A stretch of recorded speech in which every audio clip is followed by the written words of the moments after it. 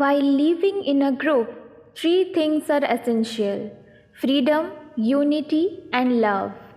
The major challenge felt is when all demand space of freedom to exercise their ideas and dreams, but unable to live with love and unity.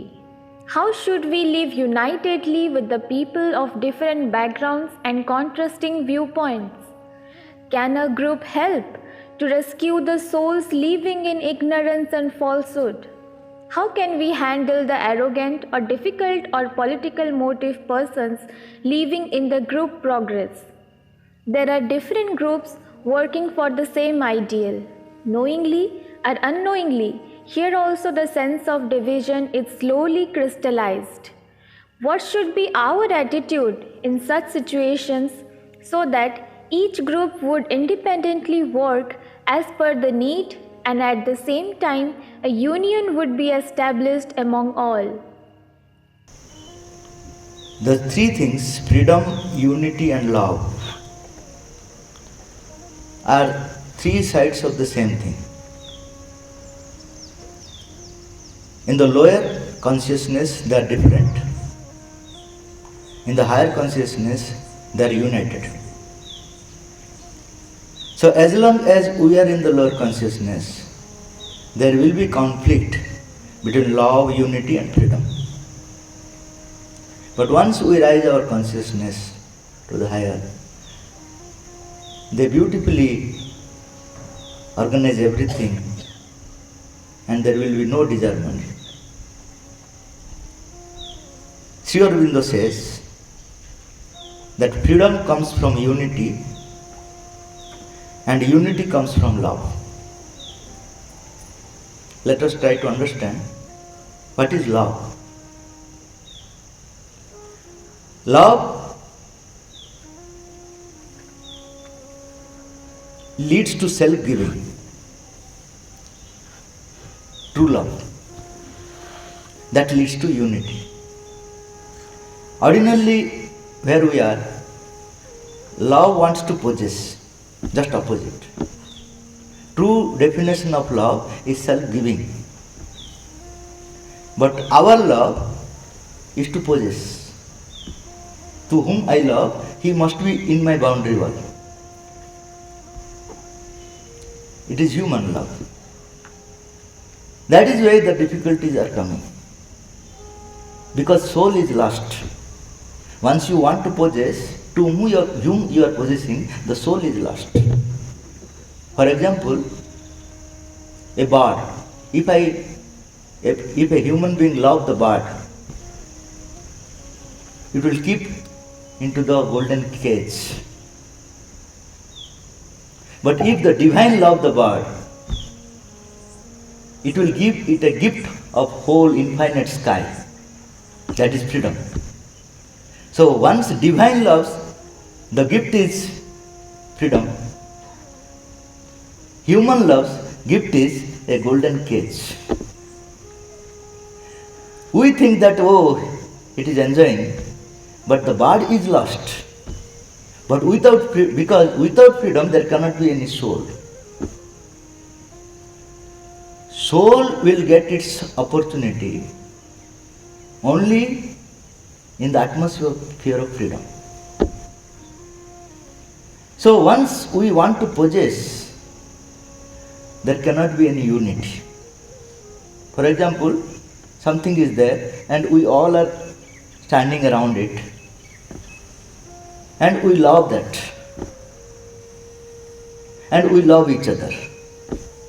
What will happen? I will try to possess that one and everybody into my area. The same thing will happen with others. Others will also do the same thing. Ultimately there will be chaos. Nothing. Because I want to pull, he wants to pull, everybody wants to pull. There is a chaos. There is no unity possible when the moment we want to possess. But human love is totally possession. I love means it belongs to me. It is my personal property. Nobody can touch it. So unity is gone. But once you give, what happens? I don't want, I want to give. I want to give. Everybody wants to give. That is the area of the divine vibration where everything will be placed in its own place. That is called unity. If I give my whatever I have, including myself, to the greater consciousness, he is also giving everything to that greater consciousness. Everybody is offering he and himself, what he has and he himself, to the divine consciousness. The nature of divine consciousness is harmony. It will place everything in its own place. That should be the basis of our organization. Unfortunately, once I start an organization, everybody should be around me, not the divine. That is why there is no organization where there is no disharmony. Suppose I am the president of the institution, I will try to keep everything around me. Secretary, what he will do? He will do the same. Even the members will try in their own way to drag everything to themselves. We are talking of freedom, we are talking of unity, but in terms of our action it is just opposite, because our consciousness is to possess. As long as sense of possession is there, there cannot be any unity. So unity leads to the freedom. How? Unity leads to the freedom means all are united with proper understanding. And I feel that this collectivity is nothing but myself, nothing outside of myself. You feel the same thing, he feels the same thing, and outside yourself there is nothing. So there is no question of opposing you. Is there anybody to oppose you? Because you are living with totality and there is a understanding in between. And there is nothing outside you. Whole universal consciousness is becoming your individual consciousness. You feel that you are not restricted to yourself. Whole creation is being yourself. Then only freedom is possible. As long as something is outside you, he will definitely interfere. Whether he is powerful or not, definitely he has some capacity to interfere. Even an ant can disturb a lion entering into the earth. That's all. You cannot say that it has no power. It has power. So, as long as something is outside you, there is no freedom. So, ultimate solution is that you must have universal consciousness in order to have the freedom. As long as we try to separate ourselves, saying that I want freedom, you are not free. You are under the influences of everybody. You built a wall. You built a bulletproof. Something other thing will happen. Because as long as there is something outside you, you are not free. So that is called freedom. This freedom, what is the freedom then? Freedom means allowing all possibilities to manifest. All possibilities to manifest. Ordinary person also try to manifest all his possibilities. But he has no true love, true sense of unity. That is why while he manifests, that manifestation, it becomes a chaos. He do not know how to manifest. So, love, unity, and unity manifests. Practically how it is possible, once mother was asked that how the freedom is possible. If we allow freedom, there will be disturbance because there are different types of people. He will say, this is my freedom. He will say, that is my freedom. Ultimately a chaos. You are talking of higher consciousness, but we are not there. We are in the lower consciousness. Mother said, you have to take the risk of freedom. Progressive freedom. That is why it is called progressive. To some extent, you have to give risk to everybody, and that is where the leaders are necessary. What the leader will do? Leader will organize everybody, allowing sufficient freedom. At the same time, he will know how to organize everything. That is the art of leadership. So allowing freedom, even in the lower consciousness, to some extent, is practical.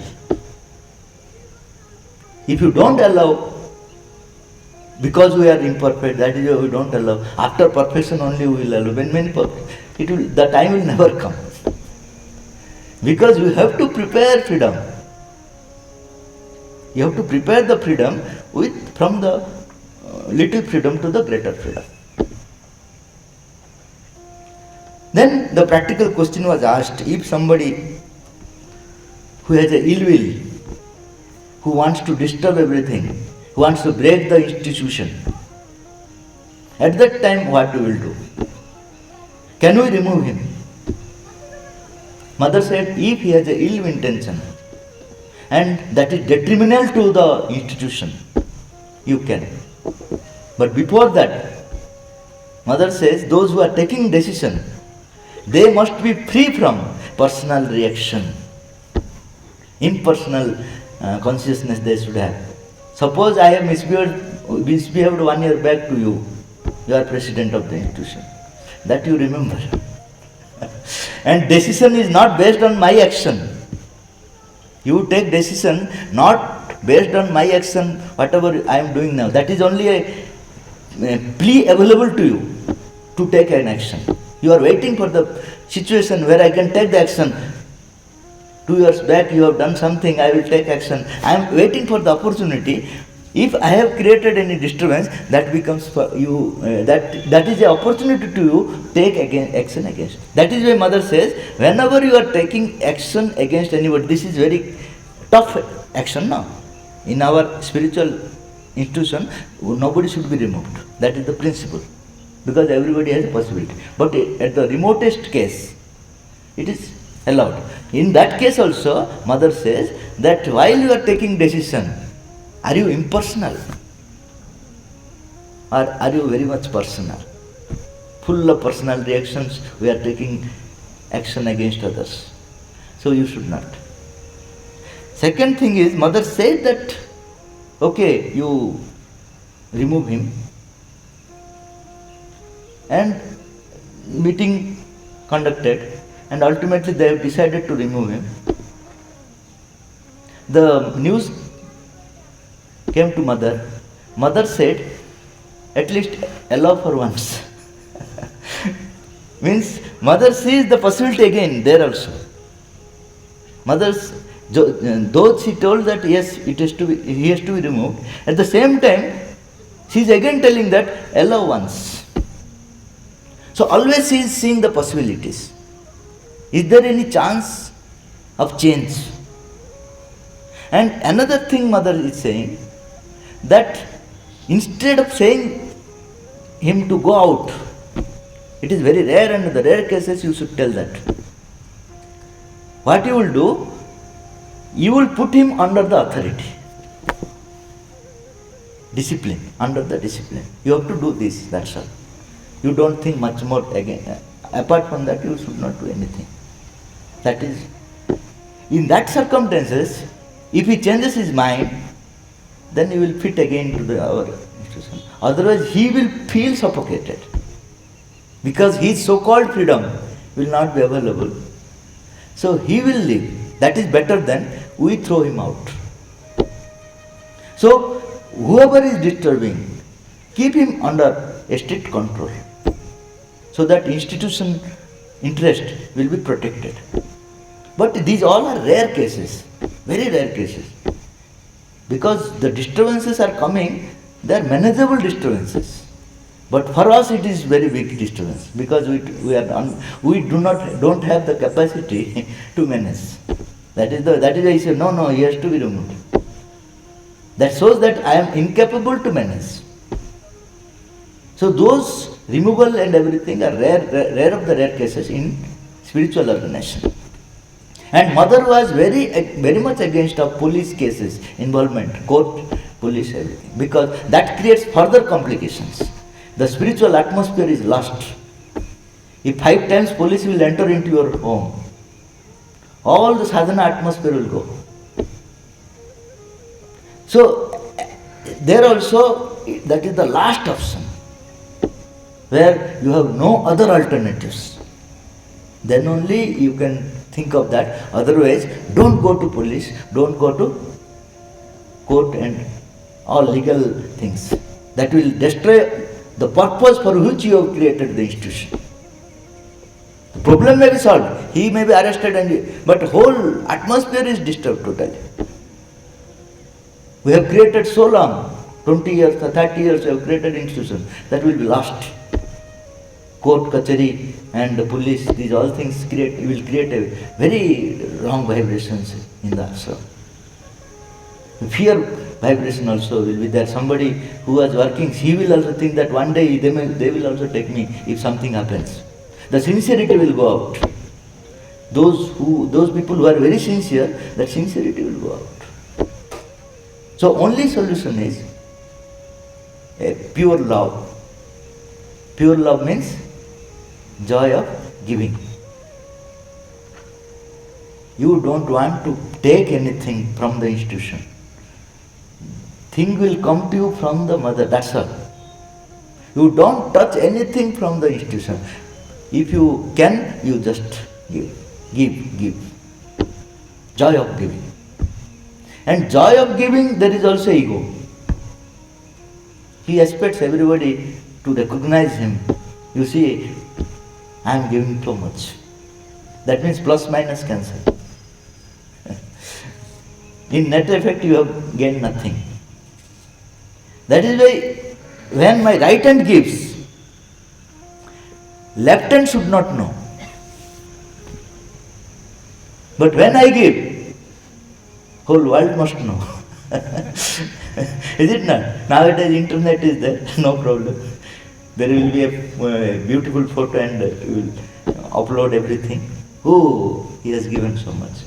Spiritual possibility is lost. At the cost of spiritual possibility, we want our recognition. You don't know. But so much damage is done simply because you want some recognition.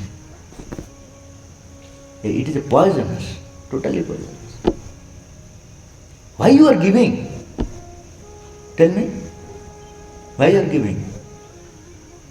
Because it is his, not yours. It is not that you are giving to him. It is the thing that is returning to him. He has given you to enjoy. So while you are returning, will you have any demand? Will you have any sense of I should be recognized that I am giving? You are not giving. You are returning without interest. He is not taking interest also. You should be grateful. With gratefulness you have to offer.